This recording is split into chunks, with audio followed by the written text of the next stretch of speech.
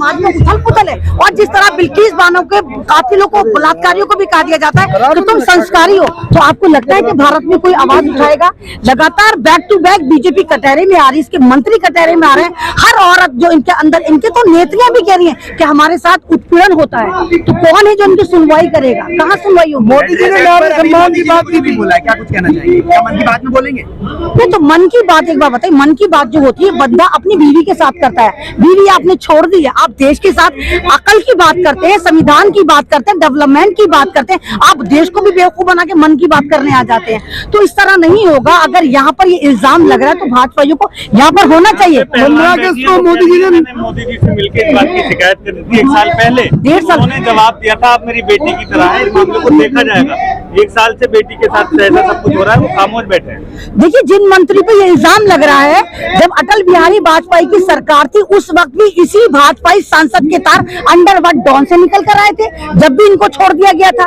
तो मतलब तमाम के तमाम आप पे माफ है। आप भारतीय जनता पार्टी की वॉशिंग मशीन में तमाम बलात्कारियों को आप संस्कारी बना देते हैं, तो ये गलत है। मोदी जी जो कहते हैं वो करते नहीं है, और जो करते हैं वो कहते नहीं है। तो कथनी और करनी में बहुत फर्क है। अगर ये महिलाएं यहाँ पर बैठी तो उसका मतलब क्या है? अभी अगर आपको याद हो, राजेंद्र पाल गौतम ने 22 प्रतिज्ञा ली थी, फौरन उनका इस्तीफा ले लिया गया था। तो अभी तक इन मंत्री की कार्रवाई तो दूर की बात, इस्तीफा नहीं लिया है आपने। उन्होंने कहा इसके पीछे कांग्रेस है, जब पिछली बार भी कांग्रेस, अभी भी कांग्रेस। ये तो कांग्रेस से निकल ही नहीं पा रहे। इनको तो इतना डर है कांग्रेस से कि जब सत्ता में नहीं तब भी कांग्रेस के पीछे पड़े रहते थे, अब ये खुद सत्ता में आ गए, जब भी कांग्रेस कांग्रेस करे जाते हैं। इनसे आप कोई भी बात पूछिए, सिर्फ कांग्रेस में लाके ठीकरा फोड़ देते हैं। तो इस तरह नहीं होगा। देश समझ चुका है कि देश में आप लोग क्या अराजकता फैला रहे हैं। बहुत बड़ा सवाल निकल कर आता है। जितने भी धरना प्रदर्शन हुए, चाहे किसान आंदोलन की बात करें, शाहीन बाग की बात करें, एक जगह खालिस्तानी बता दिया जाता है, एक जगह पाकिस्तानी बता दिया जाता है, और एक कांग्रेस से कहीं जोड़ दिया जाता है। तो इसको क्या कहेंगे? जब खुद पर आती है तब लोग प्रदर्शन करते हैं, जब दूसरे लोग करते हैं तो लोग समर्थन क्यों नहीं करते? ये तो आप मतलब जनता को बेवकूफ, भोली भाली जनता को बेवकूफ बना रहे हैं। अगर कांग्रेस इतनी समझती, कांग्रेस ऐसे जबरदस्त तरीके से प्रोटेस्ट करा, तो कांग्रेस सत्ता में कैसे नहीं है? कांग्रेस तो सही मायने से अपोजिशन में भी नहीं है। और ये गलत बात है कि आप किसी पार्टी को टारगेट करें, आपकी जिम्मेदारी। अगर बलात्कार कोई होता है तो आप उस पर कार्रवाई करें। अगर ये यौन उत्पीड़न का इल्जाम लगा रही है तो आपको कार्रवाई करनी चाहिए, सुननी चाहिए। 3 दिन से तो लोग यहाँ पर बैठे हुए हैं, इनकी सुनवाई नहीं। मैं कह रही हूँ आम लड़की की, आम लेडी की क्या सुनवाई होगी, जब ये देश की धरोहर है, ये गोल्ड मेडलिस्ट है, ये भारत का नाम ऊंचा करते हैं, ये भारत के लिए खेलते हैं, मुसलमान हिंदू नहीं है। अनुराग ठाकुर ने आश्वासन दिया है, नहीं तो इस्तीफा दो ना, दे दो, उस पर कार्रवाई हो, सीबीआई इंक्वायरी हो। क्यों नहीं हो रही है?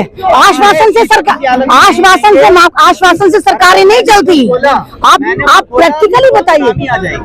नहीं, ये सारे के सारे काले चिट्टे हैं लोगों के, अगर उन्होंने मुंह खोल दिया तो सुनामी आ जाएगी। मतलब ये डरा रहे हैं कि मुझसे इस्तीफा मत मांगना। मैंने कहा ना कि सारे चोर मौसेरी भाई हैं, आपस में एक दूसरों के तार जुड़े हुए हैं। अगर एक जैसा आपको चिन्यानंद याद होगा, चिन्यानंद की सारी वीडियो वायरल हुई थी, उसी लड़की को जेल में पकड़ के डाल दिया था जिसके साथ उसने गलत काम करा था। चिन्यानंद ने भी यही कहा था कि अगर मेरे पे कार्रवाई हो तो तुम सब लोगों पे कार्रवाई करवा दूंगा।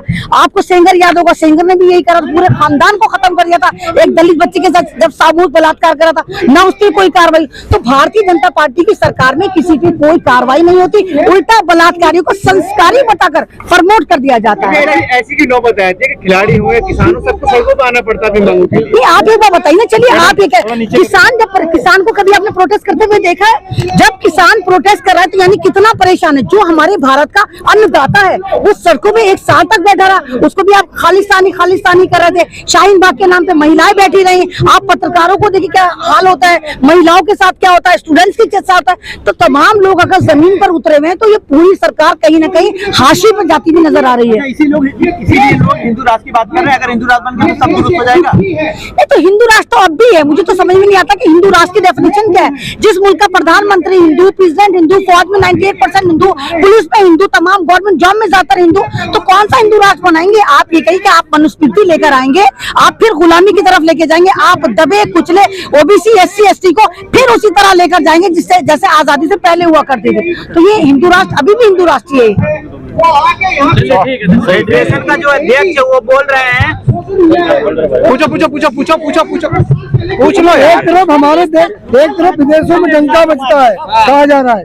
जब इस तरह की खबरें जाएंगी तो अब डंका नहीं बजता, तो लंका लग चुकी है हमारी देश की। अब तो ये कहते हैं सबसे झूठा प्रधानमंत्री यहाँ पर चंगासी चंगासी। अरे चंगासी होता तो हम यहाँ पर होते, आप यहाँ पर होते। इनका स्ट्रीम चैनल सब कुछ चंगासी दिखाता था, लेकिन जब से भारत में प्रोटेस्ट होने शुरू हुए, लोगों ने जुल्म के खिलाफ आवाज उठानी शुरू करी, तब दुनिया को पता चला नहीं, भारत का जो एक ओरिजिनल मीडिया है वो यूट्यूबर्स है, वो सोशल मीडिया है, ये तमाम के तमाम कॉर्पोरेट घराने। क्योंकि पहले ये हमारे, हम कहते थे इनको हमारा जो डेमोक्रेसी का चौथा स्तंभ थे, अब ये खुद ही कहते हैं कॉर्पोरेट घराने। तो अब तो ये कहते हैं नाच मेरी बुलबुल, तुझे पैसा मिलेगा। तो सरकार इनके आगे टुकड़े फेंकती है, ये बसंतियां नाचती रहती है इनके आगे, ये नहीं दिखाती कि भारत में क्या हो रहा है। ना भारत की महिला, आपको याद होगा स्मृति ईरानी, आपको तो याद होगा किस तरह लहंगा उठा उठा के, सिलेंडर उठा उठा के महंगाई महंगाई महंगाई महंगाई करती थी। निर्भया पे किस तरह उन्होंने करा, कहाँ मर गई स्मृति ईरानी? आप ये बेटियां भारत की बेटियां नहीं है? एक भी महिला सांसद नहीं बोली अभी। नहीं बोलेंगी। ये मैंने कहा ना, तमाम की तमाम वो है जो नाच मेरी बुलबुल तुझे पैसा मिलेगा।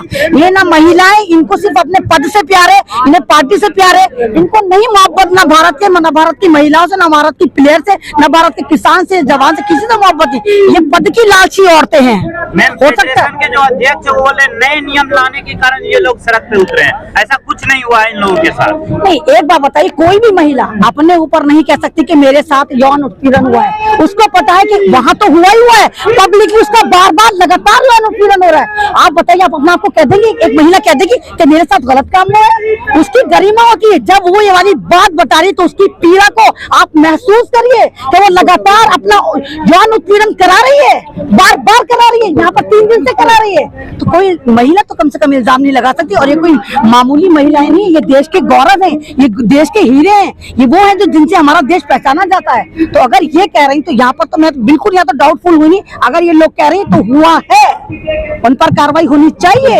इनके साथ गलत हुआ है। आप बात कर रहे हैं वो सड़क पर है और कोई भी नेता बीजेपी का अब तक मिलने नहीं आया। नहीं तो आप एक बताइए ना, अगर तुम सही होते तो जहाँ पर गड्ढा पानी भर रहा है तभी तो तुम मुंह छुपा के बैठे हुए हो। तुम सोच रहे हो कहाँ पे लेनदारी देनदारी करी जाए, तुम सोच रहे हो बिठा रहे होंगे कि इनके साथ क्या करा जाए। मुझे तो इनकी जान के भी खतरे लग रहे हैं भाई, ये तो सरकार टपकवा देती है। विनेश फोगाट ने कहा है कि मेरे और परिवार का कुछ होता है तो जिम्मेदार अध्यक्ष होंगे। बिल्कुल, मैं तो खुद ही कह रही हूँ कि इनके जान के भी टोटे हैं। आप सरकार के, उस सरकार के खिलाफ आप बात कर रहे हैं जो सरकार आपको मुंह खोलने पे यूएपीए लगा देती है, देशद्रोह का मुकदमा लगा देती है, फ्री में पाकिस्तान के वीजा दे देती है, फ्री में खालिस्तानी बता देती है, आपके तार न मालूम कहाँ से जोड़ देती है। तो ये तमाम का तमाम आप लोगों का थैंक्स क्या, आप बाकी बहुत महान यूट्यूबर्स हैं, बहुत सोशल मीडिया का जिम्मेदारी आपके ऊपर भी खतरा है। और मैं चाहती हूँ कि आप लगातार भारत की बेटियों की, जवानों की, किसानों की, महिलाओं की इसी तरह आवाज उठाते रहे, क्योंकि अगर आपने आवाज बंद कर दी तो ये भारत बिल्कुल और ज्यादा बर्बादी की तरफ चला महिला जाएगा। आयोग की जो स्वाति मालीवाल है वो भी बोल रही है हम भी सुरक्षित महसूस नहीं कर रहे हैं। अच्छा, तो वो यहाँ पर क्यों नहीं बैठी जब असुरक्षित महसूस करिए? वो तो ट्विटर गैंग की बंदी है, वो ट्विटर गैंग में सबसे ज्यादा अपने आप को प्रमोट करती है कि मैं भी ट्वीट कर देती हूँ। अगर आप तो महिला थी, आप इनके साथ बैठती, इनके साथ कदम पर कदम चलती, चलिए आप तो कह देती पुलिस हमारे साथ नहीं है, फलाना हमारे साथ नहीं है। आपके पैर तो आपके साथ में, बुद्धि तो आपके साथ में। आप आइए बैठिए, इनको समर्थन दीजिए। ट्वीट करने से कुछ नहीं होता। भारत की जनता समर्थन मांगती है, सपोर्ट मांगती है, आवाज मांगती है। सोशल मीडिया पर तो आप ही लोग बहुत हैं आवाज उठाने के लिए, उनके ट्वीट की कोई वैल्यू नहीं है।